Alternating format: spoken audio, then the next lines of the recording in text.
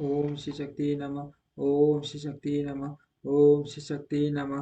त्रिविध दीक्षा का निरूपण, शक्ति शक्ति पाठ की आवश्यकता तथा उसके लक्षणों का वर्णन, गुरु का महत्व, ज्ञानी गुरु से ही मोक्ष की प्राप्ति और तथा गुरु के द्वारा शिष्य की परीक्षा।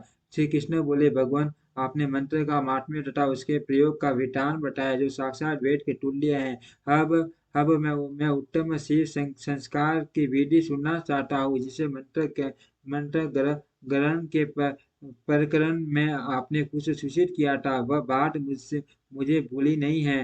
उपमन्यु जी ने कहा, अच्छा, मैं तुम्हें श्री द्वारा कथित परम पवित्र संस्कार संस्कार विधान विधान बता रहा हूँ। समस्त पापों का शोधन करने वाला है मनुष्य, जिसके प्रभाव से पूजा आदि में उत्तम अधिकार प्राप्त कर लेता है, उस सद, उस सदस्य उस सदद व शोधन क्रम को संस्कार कहते हैं। संस्कार अर्थात शुद्धि करने से ही उसका नाम संस्कार है। यह विज्ञान देता है और पाप बंधन को क्षीण करता है। इसीलिए इस संस्कार को ही दीक्षा भी कहते हैं।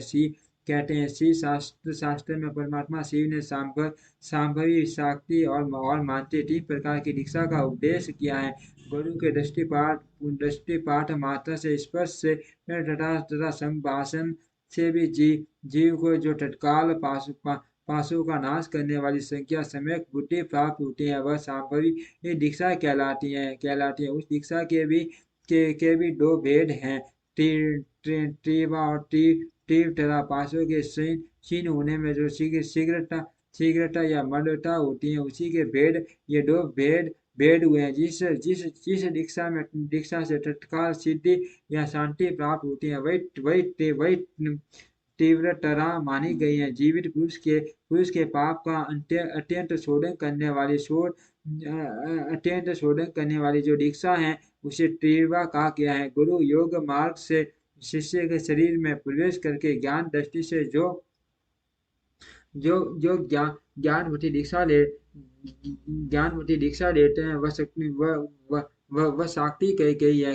क्रियावती को मानते दीक्षा कहते हैं। इसमें पहले होम कुंड और यज्ञ मंडप का निर्माण किया जाता है, फिर गुरुवास से मंड या मनोत्तर उद्देश्य को लेकर शिष्य का संस्कार करते हैं। शक्ति पाठ के अनुसार शिष्य गुरु के अनुग्रह का भाजन होता है। शैव धर्म का अनुसरण शक्ति पाठ मूलक है। अर्थ संक्षेप से उसके विषय निवेदन किया जाता है। जिस शिष्य में गुरु की शक्ति का पाठ नहीं हुआ, उससे शुद्धि नहीं आती तथा उसमें न तो विद्या, न शिवासा, न मुक्ति और न सिद्धियां ही होती है। अतः पशु शक्ति पाठ के लक्षणों को देखकर गुरु ज्ञान अथवा क्रिया के द्वारा शिष्य का शोधन करे। जो मोहवश इसके विपरीत आसन करता है, वह दुर्बुद्धि नष्ट हो जाता है। अतः गुरु सब प्रकार से शिष्य का परीक्षण करे। उत्कृष्ट बोध और आनंद की प्राप्ति ही शक्ति पाठक का लक्षण है, क्योंकि वह परमा शक्ति परबोधानंद रूपिणी ही है। आनंद और बोध का लक्षण अंतम क्रम में सात्विक विकार, जब अंतम क्रम द्रवित होता है, तब ब्रह्मा श्री कंप, रोमांस, स्वर विकार, नेत्र विकार और अंग विकार प्रकट होते हैं। शिष्य भी वे शिव पूजन आदि में गुरु का संपर्क प्राप्त करके अथवा उनके साथ रह करके उनमें प्रकट होने वाले इन लक्षणों से गुरु की अपेक्षा करे। शिष्य गुरु का शिक्षणीय होता है, उसका गुरु के प्रति गौरव होता है।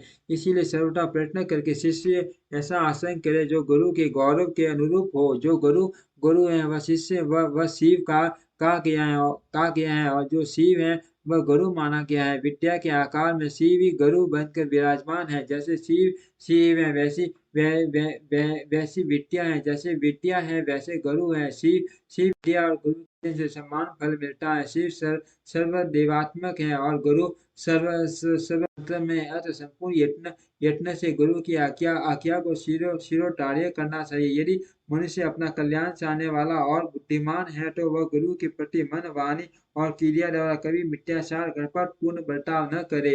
गुरु आज्ञा दे या न दे, शिष्य सदा उनका हित और प्रिय करे उनके सामने और पीठ पीछे भी उनका कार्य करता रहे। ऐसा आशा आशा से युक्त युक्त गुरु भक्त और सदा मन में उत्साह रखने वाला, जो गुरु का प्रिय कार्य करने वाला शिष्य है, वही वही स्वयं धर्मों के उपदेश का अधिकारी है। यदि गुरु गुणवान विद्वान परमानंद का प्रकाशक तत्व बेटा श्री भक्त है तो वही मुक्ति देने वाला, दूसरा नहीं, ज्ञान उत्पन्न करने वाला, जो परमानंद जनित तत्व है, जिसने जान लिया वही आनंद का साक्षात्कार करा सकता है। ज्ञान रहित नाम मात्र का गुरु ऐसा नहीं कर सकता। नौका एक दूसरी को पार लगा सकती है, किंतु क्या कोई शिला दूसरी शिला को टार सकती है? नाम मात्र के गुरु से नाम मात्र की ही मुक्ति प्राप्त हो सकती है। जिन्हें तत्व का ज्ञान है, वे स्वयं मुक्त होकर दूसरों को भी मुक्त करते हैं। तत्वहीन को कैसे बोध होगा, और बोध के बिना कैसे आत्मा का अनुभव होगा? जो आत्मानुभव से शून्य है, वह पशु कहलाता है। पशु की प्रेरणा से कोई पशु तत्व को नहीं लांघ सकता। अतः तत्व के पुरुष ही मुक्त और मोक्षक हो सकता है कि नहीं। समस्त शुभ लक्षणों से युक्त, संपूर्ण शास्त्रों का ज्ञाता तथा सब प्रकार के उपाय विद्वान का जानकार होने पर भी जो तत्व ज्ञान से हीन है, उसका जीवन निष्फल है। जिस पुरुष की अनुभव पर्यंत बुद्धि तत्व के अनुसंधान में प्रवृत्त होती है, उसके दर्शन स्पर्श आदि से परमानंद की प्राप्ति होती है। अतः जिसके संपर्क से उत्कृष्ट बोध स्वरूप आनंद की प्राप्ति संभव हो, बुद्धिमान पुरुष उसी को अपना अपना गुरु चुने, दूसरे को नहीं।